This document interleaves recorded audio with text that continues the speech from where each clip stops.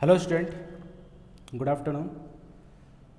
Gujarat board class 10 के video lecture series में आज हम लोग चैप्टर नंबर 8 नेचुरल रिसोर्सेज पढ़ने जा रहे हैं।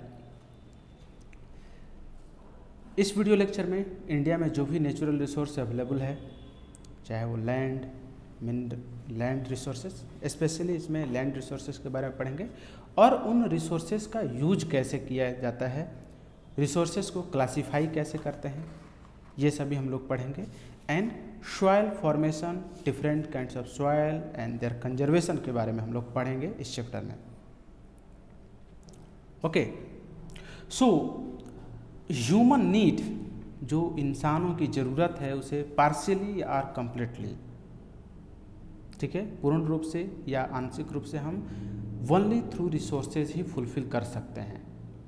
हमारी जो भी ज़रूरतें हैं, इंसान की जो ज़रूरतें हैं, उसको फुलफिल करने में जो मटेरियल यूज किया जाता है वही क्या है, रिसोर्स है। चाहे वो किसी भी तरह का नीड हो, वाटर नीड हो, फूड नीड हो, लग्जरियस प्रोडक्ट हो, एजुकेशन, हेल्थ, एनीथिंग। ये हम लोग ये भी जानते हैं कि हमारे नेचर में बहुत सारे ऐसे एलिमेंट हैं, मटेरियल है, जिनको हम लोग यूज नहीं करते हैं। उनमें से बहुत कुछ ऐसे हैं जिनको यूज किया जाता है, बहुत ऐसे भी हैं जिनको हम लोग यूज नहीं करते हैं। तो क्या जो भी हमारे नेचर में अवेलेबल है वह हमारे लिए रिसोर्स है? नहीं, ऐसा नहीं होता है। Everything available in our resources is not termed as resource, ठीक है। कुछ ऐसे हैं जिनको हम लोग यूज करते हैं और उनके कुछ कंडीशन होते हैं, उसे ही हम यूज करते हैं। सो जो कुछ भी हमारे इन्वायरमेंट में अवेलेबल है, जिसे हम लोग यूज करते हैं, उन्हें हम लोग रिसोर्स कह सकते हैं यदि if that element, that natural material is used to fulfill the human need, okay, and this material can be used on the basis of a special knowledge and expertise of human, okay। दूसरे शब्दों में हम कह सकते हैं कि वैसे सभी चीज़ें जो हमारे नेचर में, हमारे एनवायरनमेंट में अवेलेबल हैं, जिस पे ह्यूमन डिपेंडेंट होता है, and human has capacity to utilize them on the basis of their intellectual capacity, to utilize them is known as resources, okay. So यहाँ पे एक प्रॉपर जो डेफिनेशन है, everything available in environment that fulfill our need, okay, that fulfill our need, and condition is that, condition ये है कि technologically accessible होना चाहिए वह मटेरियल, इकोनॉमिकली फिजिबल होना चाहिए, कल्चरली एक्सेप्टेबल होना चाहिए। And what is the meaning of all this terminology? First, technologically accessible means क्या? जो मटेरियल हमारे रिसोर्स में, हमारे इन्वायरमेंट में अवेलेबल है, और अगर हम उसे यूज करना चाहते हैं टू फुलफिल आवर नीड, तो हमारे पास उस मटेरियल को यूज करने के लिए टेक्नोलॉजी होनी चाहिए। अगर आपके पास टेक्नोलॉजी नहीं होगी तो आप उसे यूज नहीं कर सकते हो, सो आपका रिक्वायरमेंट फुलफिल नहीं होगा। अब इस चीज़ को हम लोग कैसे समझेंगे? तो आप इमेजिन कीजिए, आज हम लोग पेट्रोलियम, नेचुरल गैस यूज करते हैं, कोल यूज करते हैं। क्या ऐसा है कि पिछले 100 या 150 सालों में, 200 सालों में coal and petroleum inside the earth create हो गया और हम लोग यूज करने लगे? नहीं, ऐसा नहीं है ना। Millions of year earlier, due to physical, different kinds of physical phenomenon, ये जो पेट्रोलियम है, कोल है, ये सभी क्रिएट हुए। And human from very ancient time earth पे सरवाइव करते आ रहा है। मे बी 200 ईयर्स अगो कोल और पेट्रोलियम का यूज नहीं होता होगा। स्टीम, जब तक पेट्रोलियम का पता नहीं चला तब तक तो हम पेट्रोल यूज ही नहीं करते थे। सो पेट्रोल मैक्सिमम 200 से 250 साल, 250 ईयर्स एगो, ठीक है, पता चला होगा इसका, हम लोग यूज़ कर रहे हैं। तो क्या इससे पहले यह हमारे लिए रिसोर्स था? आज तो हमारे लिए रिसोर्स है क्योंकि हम उसको यूज करते हैं। क्या इससे पहले जब पेट्रोलियम का पता नहीं चला था तो क्या पेट्रोलियम हमारे लिए रिसोर्स था? अवेलेबल तो पहले भी था, लेकिन उस समय ह्यूमन के लिए रिसोर्स नहीं था। रीजन, ह्यूमन के पास टेक्नोलॉजी नहीं थी उसको यूज करने की। दैट्स वाई वह नेचुरल मटेरियल होते हुए भी रिसोर्स नहीं था। लेकिन आज के टाइम में, in today's modern time, in today's the time of advance scientific and technological development, ऐसा कोई भी मटेरियल नहीं है इस इन्वायरमेंट में जिसको हम यूज नहीं कर सकते हैं फॉर वेरियस पर्पस। किसी भी न किसी तरह से हम यूज कर ही लेते हैं। इकोनॉमिकली फिजिबल होना चाहिए, मीन्स आपके पास उस मटेरियल को यूज करने के लिए इकोनॉमिक पावर होना चाहिए। मीन्स कि अगर आप यूज कर रहे हो तो आप जितना मनी उसको यूज करने में इन्वेस्ट कर रहे हो उसका आउटपुट भी आपको मिले। इसको हम अगेन मान लो कि एक एग्जाम्पल से समझ सकते हैं। जैसे सपोज कीजिए कि किसी रीजन में गोल्ड का माइन मिल गया, गोल्ड माइनिंग होती, ठीक है, गोल्ड माइन मिला। अब वहाँ पे जो गोल्ड का अमाउंट मिलेगा उसकी मैपिंग और सब कुछ करने के बाद हमें पता चला कि इस प्लेस पे जहाँ पे माइन मिला है गोल्ड माइंस, इतना ही गोल्ड है, मतलब इतना गोल्ड इतना कम है गोल्ड कि उसको निकालने में और रिफाइंड करने में जितना मनी इन्वेस्ट होगा, सेल करने में उतना मनी जो है हमको रिटर्न नहीं मिलेगा, अर्थात वहाँ पे लॉस हो जाएगा। तो वह जो मिला हमको गोल्ड माइन वह हमारे लिए रिसोर्स नहीं होगा, बिकॉज वह इकोनॉमिकली फिजिबल नहीं होगा। ठीक है, कल्चरली एक्सेप्टेबल होना चाहिए, यानी कि जिस सोसाइटी में जिस कल्चर में हम लोग रहते हैं उसमें यूज़ करना भी अलाउ होना चाहिए। तो वैसे चीज़ों को हम लोग रिसोर्स कहते हैं। ठीक है, hope you can understand it. ठीक है, आपको अच्छे से समझ में आ गया होगा रिसोर्स का डेफिनेशन। ह्यूमन नीड जो भी चीज़ें हैं वो पार्शियल कंप्लीटली दोनों होता है। एटमॉस्फेयर में बहुत सारी चीज़ें होती हैं, ऑक्सीजन, नाइट्रोजन, कार्बन डाइऑक्साइड, ठीक है, लेकिन एटमॉस्फेयर में क्या है, सिर्फ ऑक्सीजन ही यूज करते हैं, नाइट्रोजन, कार्बन डाइऑक्साइड हम लोग आर्गन यूज नहीं करते हैं। ठीक है ना। तो इस रिसोर्सेज को यूज करने के लिए हमारे पास क्या होना चाहिए, स्पेशल नॉलेज और एक्सपर्टीज होना चाहिए, अर्थात वो टेक्नोलॉजी होनी चाहिए। जो ह्यूमन कैपेसिटी है वह टेक्नोलॉजी है, इकोनॉमिक कंडीशन है, कल्चरली एक्सेप्टेबल होना चाहिए। इसमें इकोनॉमी जो है, इकोनॉमिक कंडीशन मतलब इनफ मनी होना चाहिए एंड इकोनॉमिकली विएबल होना चाहिए, जैसा कि मैंने गोल्ड एग्जांपल से आपको दे करके बताया। एंशिएंट टाइम की अगर हम लोग बात करें, जैसा कि मैं ऑलरेडी आपको समझाया कि एंशिएंट टाइम में भी ये सभी चीज़ें थी। विद इन अर्थ, मान लो कि यह अर्थ रीजन है और इसके नीचे आपको जो है क्या है, पेट्रोलियम है, कोल है, आयरन, डायमंड, एल्यूमिनियम, सब कुछ था ये। लेकिन उस समय जो है इनको बाहर निकाल करके फैक्ट्री में ले जाया जाता है प्यूरिफिकेशन के लिए, लेकिन वो नहीं होता, हो सकता है। ठीक है ना, पहले नहीं था क्योंकि इनको यूज करने के लिए हमको फैक्ट्री में ले जाना पड़ता है, लेकिन वो टेक्नोलॉजी ही नहीं था। सो ह्यूमन ने क्या किया कि वैसी टेक्नोलॉजी डेवलप की जिससे कि इन मटेरियल्स को हम लोग यूज कर सकें, तब जा कर के ये हमारे लिए जो है रिसोर्स बने। ओके, और एक चीज़ और है कि ह्यूमन जो टेक्नोलॉजी, ह्यूमन और नेचुरल रिसोर्स, ये सभी जो है इंटरडिपेंडेंट होते हैं एक दूसरे के ऊपर।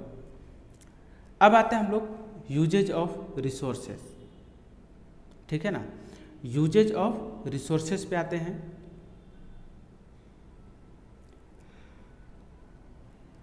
किस तरीके से हम लोग अपने रिसोर्सेज को यूज़ कर सकते हैं।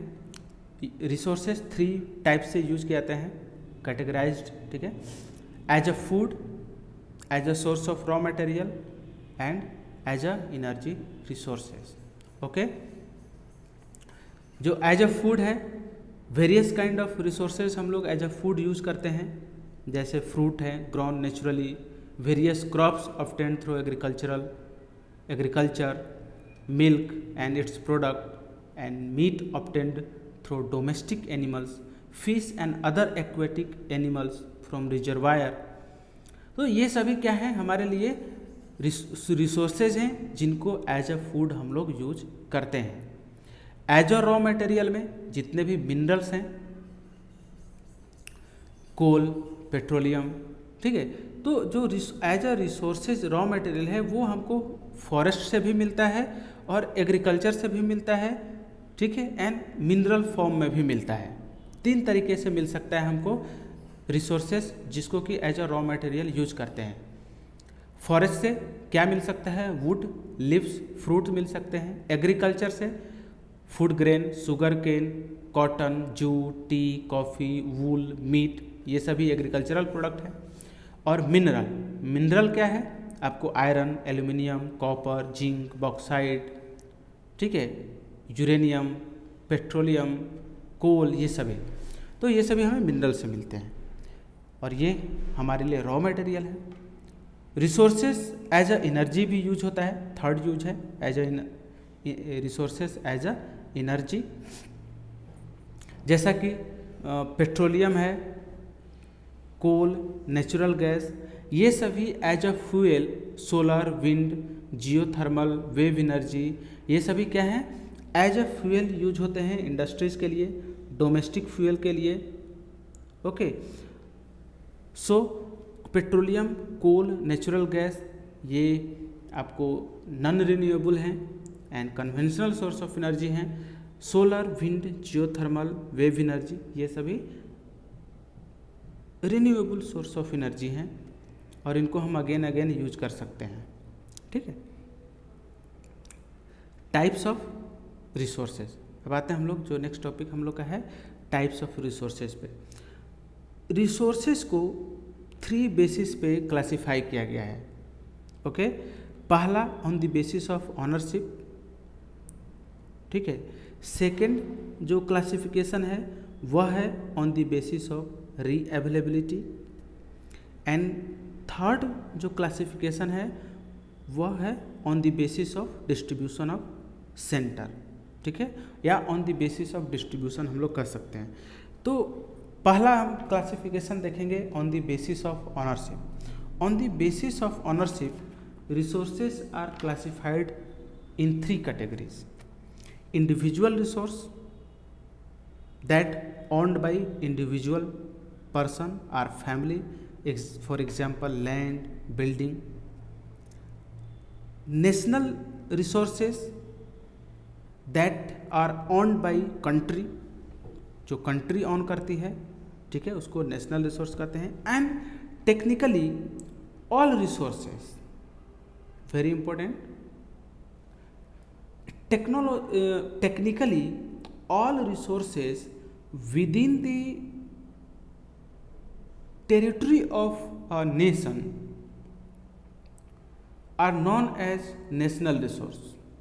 ओके, जैसे for example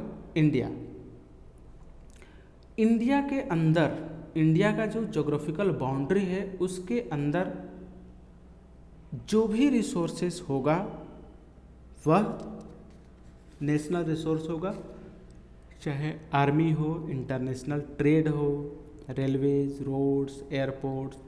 even if individual resources also are the national resource when nation wants these resources to use for development of, for the sake of development of country। Okay, जैसे for example मैं आपको एक example देता हूँ। Bullet train, Ahmedabad to Mumbai bullet train जो है चलाया जा रहा है, उसके लिए न्यू रूट एस्टेब्लिश किए जाएंगे, बनाए जाएंगे, कंस्ट्रक्शन होगा, उसके लिए लैंड की ज़रूरत पड़ेगी। तो गवर्नमेंट क्या करे, लैंड जो इंडिविजुअल पर्सन है, फार्मर या जो कुछ भी, उनसे लैंड एक्वायर करी, मतलब उनको खरीदी। जो भी लैंड एक्वायर किया गया for the bullet train project, ये जो लैंड थे वो मोस्टली इंडिविजुअल रिसोर्सेज थे, किसी ना किसी पर्सन के थे, लेकिन गवर्नमेंट को जब ज़रूरत पड़ी तो वो क्या किया, उसको उनसे एक्वायर कर लिया, उनके बदले में उन्हें कंपेंसेट किया, मनी प्रोवाइड करेगी, जॉब देगी, जैसे भी जो भी कंपेंसेशन का तरीका हो सकता है। ओके, सो टेक्निकली ऑल जो रिसोर्सेज हैं within the territory of nation, वे क्या कहलाते हैं, नेशनल रिसोर्सेज कहलाते हैं। अब अगर हम लोग, मैंने यहाँ पे इंडिया की बात करी है, तो हम लोग थोड़ा देख ही लेते हैं इंडिया का एक और चीज़ कि देखिए इंडिया में, इंडिया जो सदर्न इंडिया है वो क्या है,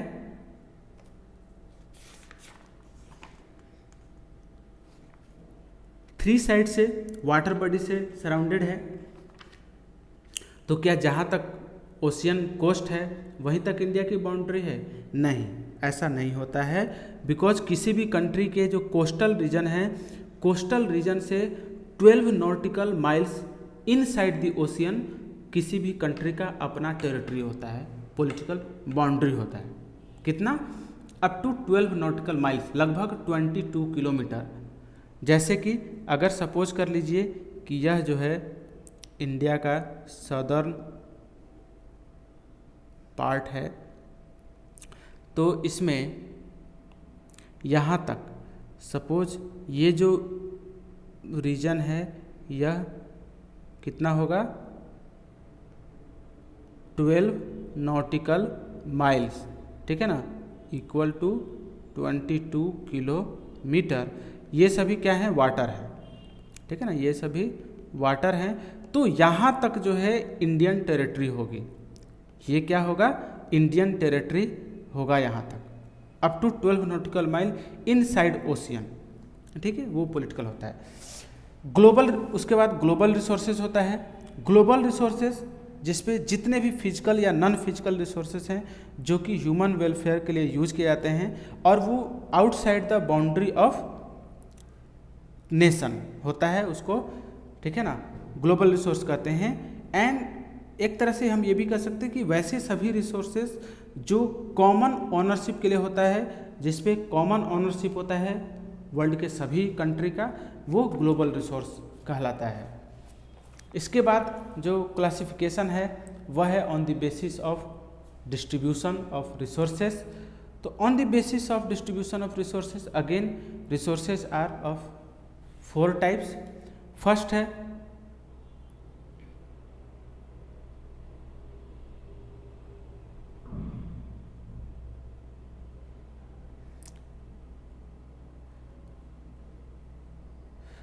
पहला, इसमें जो है on the basis of re availability of resources है। तो 2 तरह के होते हैं। री अवेलेबिलिटी का मतलब वैसे रिसोर्सेज जिनको हम अगेन एंड अगेन यूज कर सकते हैं, या एक लिमिट टाइम के बाद, एक डेफिनेट टाइम के बाद हम उसको जो है यूज नहीं कर सकते, वो खत्म हो जाएंगे। इस बेसिस पे 2 टाइप्स के रिसोर्स होते हैं, renewable and non renewable. Renewable resource क्या है? रिन्यूएबल रिसोर्स वैसे रिसोर्सेज होते हैं जिनको हम लोग अगेन एंड अगेन यूज कर सकते हैं, and this kind of resources have capacity to replenish themselves.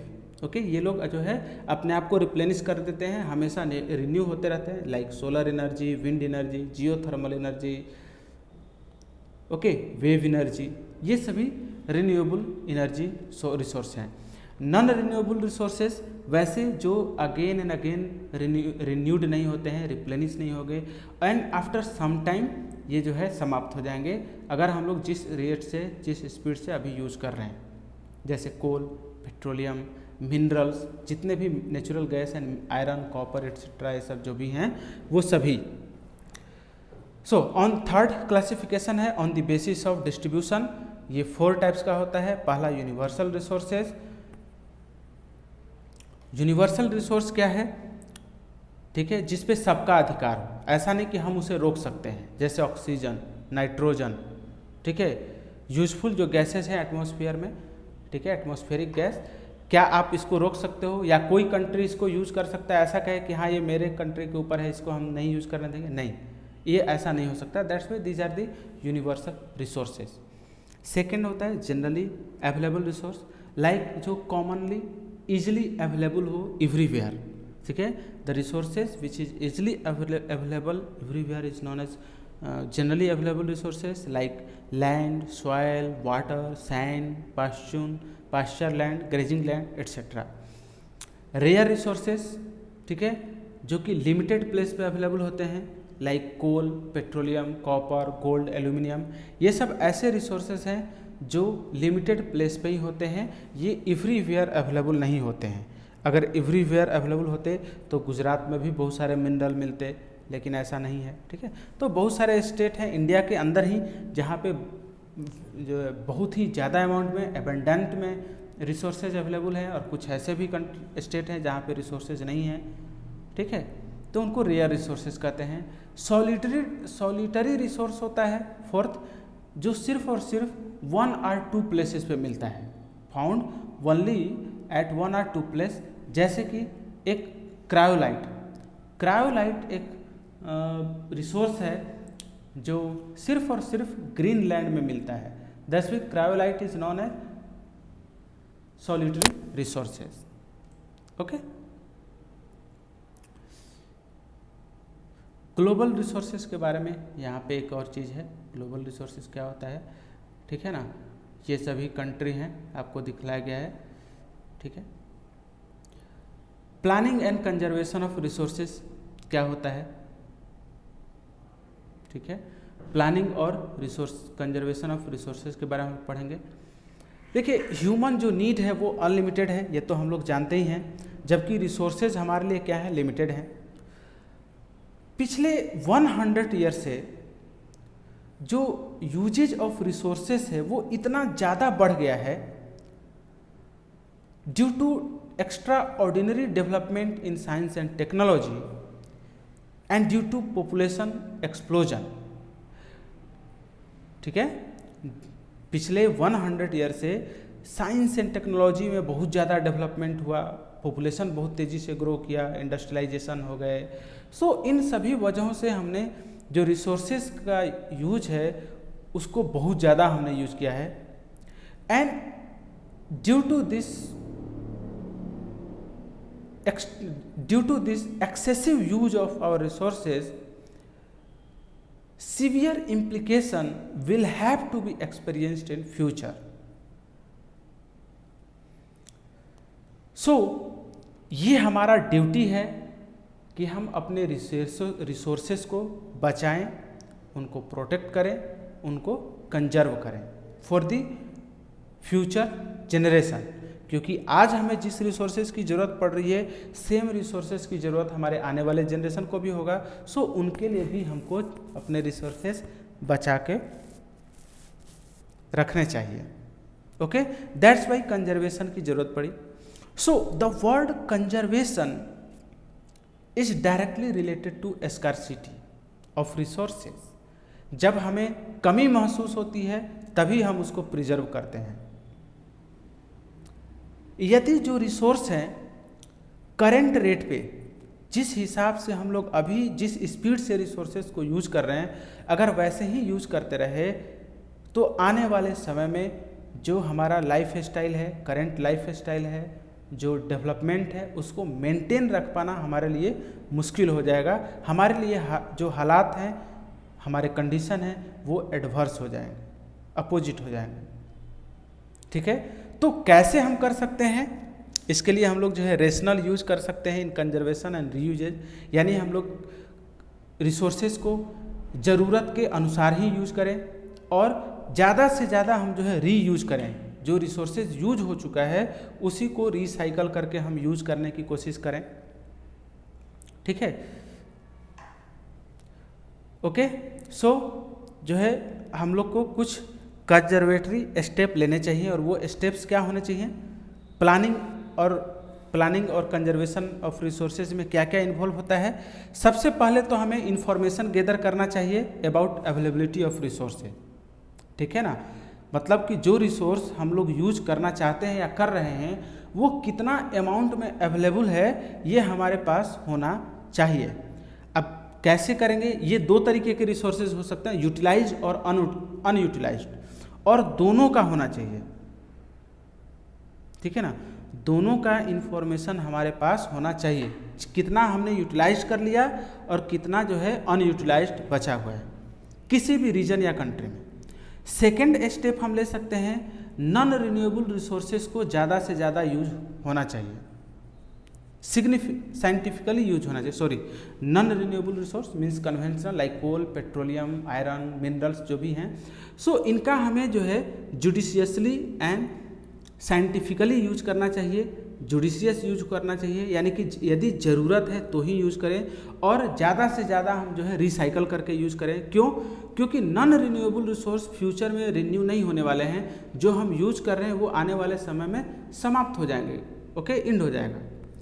जो थर्ड स्टेप्स हम ले सकते हैं, quantity of resources can be increased, ठीक है, रिसोर्सेज की क्वालिटी जो है, क्वांटिटी हमको क्या करना चाहिए, इंक्रीज करना चाहिए। जैसे कोल है, कोल कितने तरह का होता है, 3 तरह का, ओके, कोल जो है 4 टाइप्स के होते हैं।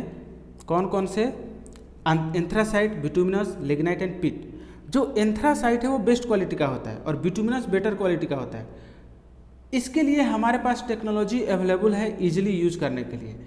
इग्नाइट और पिट जो कोल हैं वो पुअर क्वालिटी के होते हैं, कार्बन क्वांटिटी में ज़्यादा होता है, मॉइस्चर ज़्यादा होता है। सो हमें ऐसे टेक्नोलॉजी डेवलप करने चाहिए जिससे कि हम लिग्नाइट और पिट कोल को भी यूज कर सकें अपने इंडस्ट्रियल डेवलपमेंट के लिए। तो यहाँ पे क्या हो गया, ये क्वांटिटी इंक्रीज हो गया। अगर हम लिग्नाइट और पिट को भी with the help of new technology use करने लगे तो कोल की क्वांटिटी बढ़ जाएगी, okay. So new technology available होगा तो फुल्ली यूटिलाइज होगा। फोर्थ जो स्टेप है कंजर्वेशन का, resources which are easily available and cheaper should not be wasted. यदि मान लो कोई रिसोर्स आपके पास अवेलेबल है और इजिली अवेलेबल है और कम दाम पे वेरी चीप है, तो उसे हमें वेस्ट नहीं करना चाहिए, बर्बाद नहीं करना चाहिए। उसके बदले में हमको जो है ज़्यादा से ज़्यादा उसको यूज करना चाहिए। सोलर एनर्जी, जैसे सोलर एनर्जी है, इजीली अवेलेबल है, तो इसको हमें यूज़ करना चाहिए इलेक्ट्रिसिटी प्रोडक्शन के लिए। थर्मल एनर्जी, थर्मल एनर्जी क्या है, कोल से प्रोड्यूस होता है इलेक्ट्रिसिटी, कोल से इसमें इलेक्ट्रिसिटी प्रोड्यूस का लिमिटेड है, तो हमें जो है सोच समझ के ही यूज़ करना चाहिए। Limited quantity resources should be conserve. वैसे रिसोर्सेज जो लिमिटेड क्वांटिटी में है उनको हमें ज़्यादा फोकस करना चाहिए कंजर्व करने की। स्ट्रिक्ट लॉ इम्प्लीमेंट होने चाहिए, ठीक है। फॉरेस्ट, अननेसेसरी कटिंग नहीं होनी चाहिए फॉरेस्ट का, ठीक है। पीपल शुड बी अवार्डेड, ठीक है, पीपल को जो है अवार्ड देना चाहिए अगर वो किस तरह का कंजर्वेटरी वर्क कर रहे हैं। तो पब्लिक अवेयरनेस बढ़ाना चाहिए, जैसे school education, advertising by government campaign, ये सब के थ्रू। तो ये सब हम जो है प्रिजर्वेशन और कंजर्वेशन के लिए ये स्टेप्स हैं, ले सकते हैं अपने रिसोर्सेज को प्लान, प्रिजर्व और कंजर्व करने के लिए। ओके फ्रेंड, आई होप आपको अच्छा लगा होगा, ये समझ में आया होगा अच्छे से आपको। आज के क्लास में हम लोग जो है यहीं तक पढ़ेंगे। नेक्स्ट क्लास में हम लोग जो है सॉइल के बारे में पढ़ेंगे, ठीक है। तब तक के लिए बाय बाय।